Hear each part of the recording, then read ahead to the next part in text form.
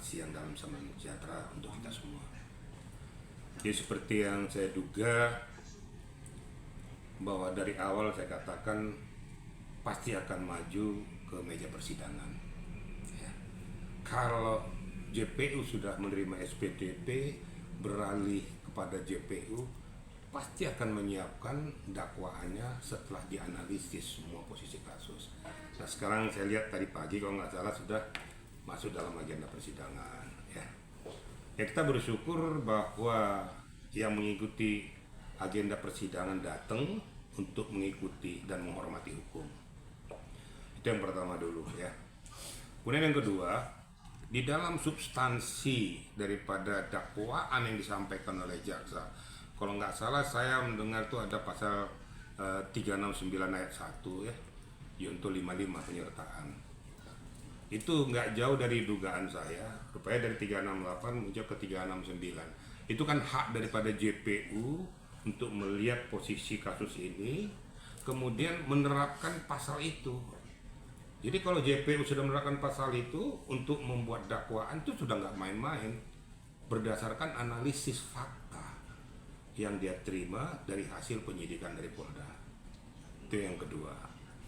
Kemudian yang ketiga, ini kan disampaikan dalam agenda persidangan. Suatu hal yang biasa, lumrah dan manusiawi, kalau pada saat dakwaan itu disampaikan oleh JPU, kemudian dari pihak yang merasa sebagai terlapor atau terdakwa, itu ada hal yang bertentangan menurut hemat dia, menurut pengetahuan dia, yang dia alami dan dirasakan, itu sah-sah saja.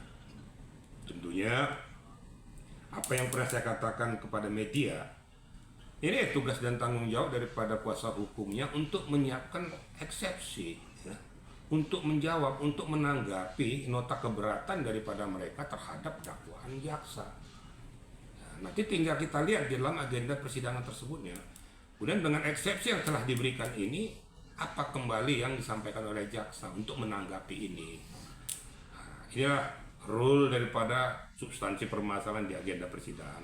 Tinggal kita lihat saja, kuat nggak kira-kira ya, pihak Bahmid untuk mengeluarkan eksepsinya.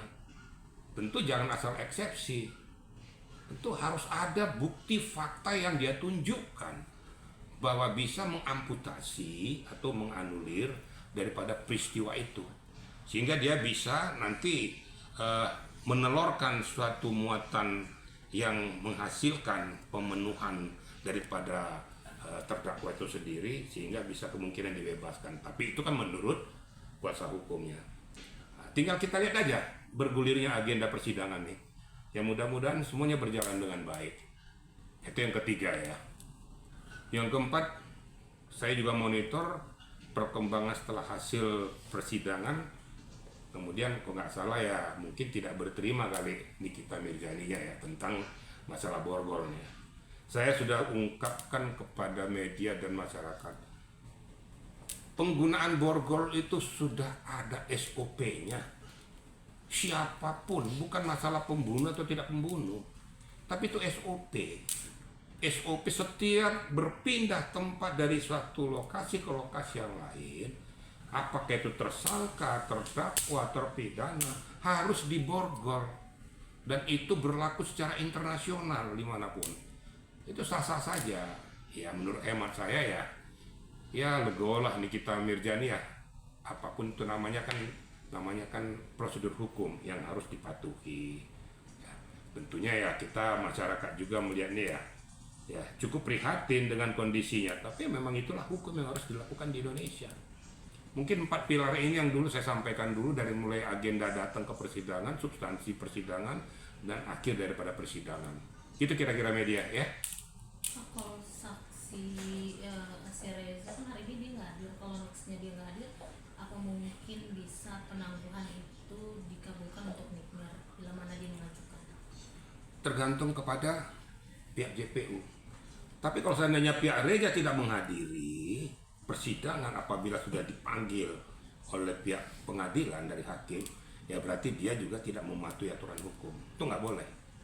Setiap siapapun, jangankan pelapor, siapapun yang dipanggil ke meja persidangan yang ada irisannya dengan peristiwa itu wajib hukumnya hadir. Itu perintah undang-undang, ya. Bukan hanya terlapor dan pelapor, termasuk penyidiknya diminta hadir untuk menjelaskan apa yang sudah disidik oleh penyidik, wajib hukumnya hadir. Demikian juga mungkin saksi ahli, mungkin saksi ahli bahasa, atau mungkin ahli forensik dan lain sebagainya. Semuanya itu kalau sudah perintah hakim adalah perintah undang-undang. Jadi tidak ada satupun yang bisa menganulir ini. Yang masalah penangguhan, penahanan dan sebagainya itu adalah urusan hakim dan urusan jaksa. Itu mungkin yang bisa dapat saya sampaikan, ya. Tapi kalau petugas yang tadi sempat kawal Nikmir keluar, dia bersikap mungkin menurut Nikmir sedikit keras ya Pak, sehingga dia berteriak, gue kan udah diborgol dan gue bukan pembunuh, santai aja, pada ketakutan banget apa gue ngomong. Itu memang sikap mereka agak kasar atau seperti apa sih Pak? Ya tinggal persepsi sebenarnya, ya. Ini kan persepsi, ya. Tinggal kita lihat situasionalnya. Ya situasional Nikita Mirzani mungkin dalam keadaan terjepit dengan kondisi itu. Kemudian ada sikap tegas daripada pihak petugas. Itu kan sikap tegas jangan dikonotasikan bahwa itu keras ataupun mengintimidasi. Tapi dia kan bertanggung jawab dengan situasional itu. Kalau terjadi apa-apa dalam peristiwa itu yang kena ya dia. Untuk mencegah situasi ini, dia melakukan sikap yang tegas sesuai dengan etika prosedur. Nah, cuma ya jangan arogan gitu aja, ya. Boleh tegas tapi jangan arogan, jangan semena-mena, karena itu juga manusia. Nah, tapi kalau seandainya dikatakan bahwa saya juga bukan pembunuh dan sebagainya, ya kita terima dengan segala lapang dada, karena mungkin situasional kejiwaan dia sudah terguncang dengan situasi ini. Dia juga manusia biasa, melihat situasional ini dengan kondisi dia kan juga merasa tertekan juga. Jadi kita dapat menerimanya dengan segala lapang dada. Nggak usah kita persepsikan ke macam-macam. Kalau saya berpersepsi itu nuansa kebatinan di kita, dan petugas melakukan tugasnya dengan penuh tanggung jawab, dengan sikap yang tegas tapi terukur. Mungkin itu ya yang bisa saya jawab, ya. Pak, pas pembacaan dakwaan juga Nikmir disebut bahwa nama yang sering tersebut di berkas-berkas tersebut yang saat dibacakan itu lebih banyak muncul nama-nama adoptif gitu Pak. Tapi kenapa yang ditangkap malah saya, adoptif malah enggak gitu.